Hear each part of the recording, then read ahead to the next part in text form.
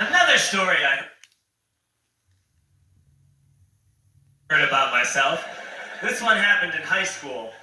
We had this teacher in high school whose kid went to our high school. His name was Mr. McNamara, and his son Jake McNamara went to our high school. He was a sophomore when I was a senior, so he was 2 years behind me. And Mr. McNamara was an asshole.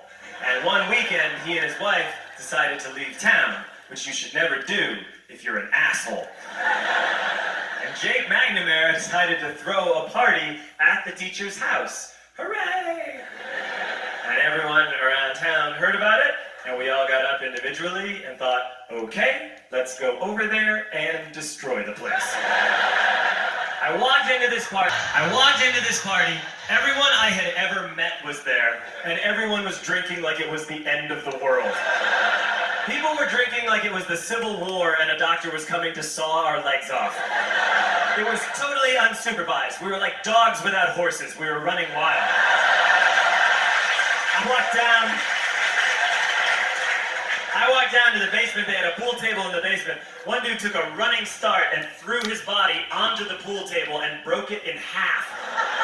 Another kid found out which room was Mr. McNamara's and went upstairs and took a shit on his computer. So the party was going great. I'm standing in the basement and I'm holding a red cup. You've seen movies. And I'm standing there and I'm holding a red cup and I'm starting to black out. And I guess someone said like, something police.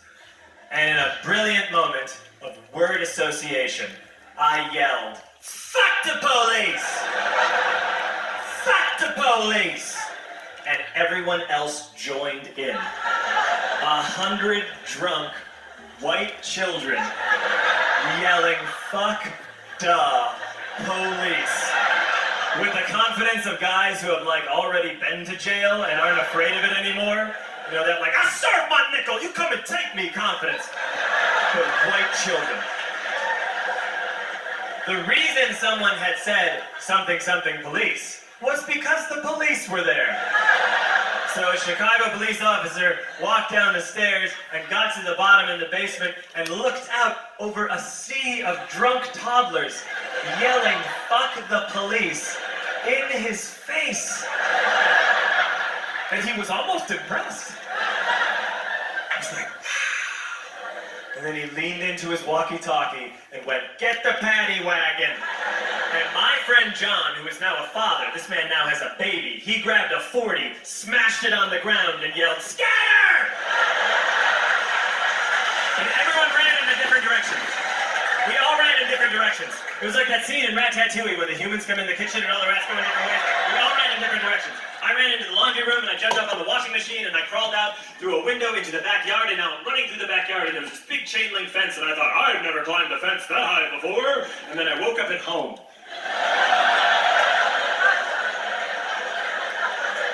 On Monday, I went to school because that's what we did back then. And I'm walking into the school building, and who do I see? I went to school because that's what we did back then. And I'm walking into the school building, and who do I see but Jake McNamara? And he says to me, hey, were you at my party on Saturday? And I said, no, you know, like a liar.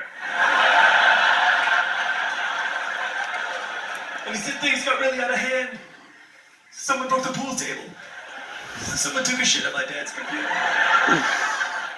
But the worst thing, he says, the worst thing is that someone stole these old antique photos of my grandmother, and my parents are freaking out about it. And I had that thought that only blackout drunks and Steve Urkel can have.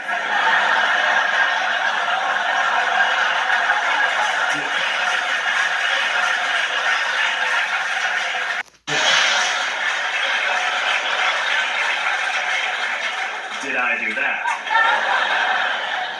I figured no, I wouldn't have done that.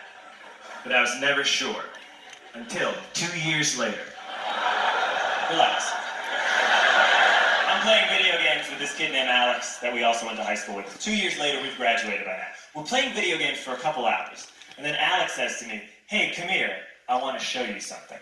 And he takes me into his bedroom. And then he takes me into a side room off of his bedroom. never a good thing to have. And he shows me a tiny room that is covered wall to wall in stolen antique photos from different people's parties over the years.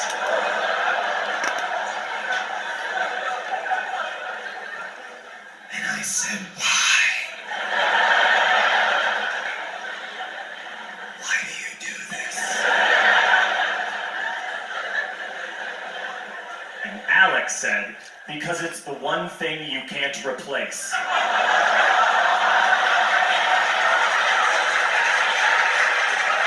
That's the end of that story, but how fucked up is that, right? That's crazy. So I don't drink anymore.